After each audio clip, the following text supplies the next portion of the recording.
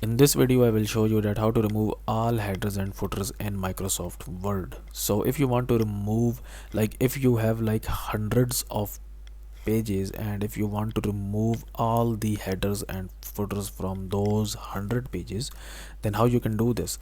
So here in my case I have these two pages and this is the, what you can say, a header, and this is the footer here. Okay, so how I can actually like delete all of these in just a single click? So this is very simple. I will tap on the insert option here, and here you can see I have these two options. So I will tap on this first one, and here it says remove header. So I will tap on this one, and as you can see that on from all of my 3 pages it is gone.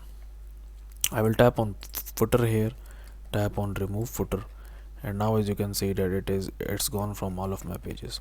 So this is a very good option here, because if you have like thousands of pages, then this is a very good option for us. So guys, if you find this video useful, kindly like this video and subscribe to my channel, and I will see you in the next video.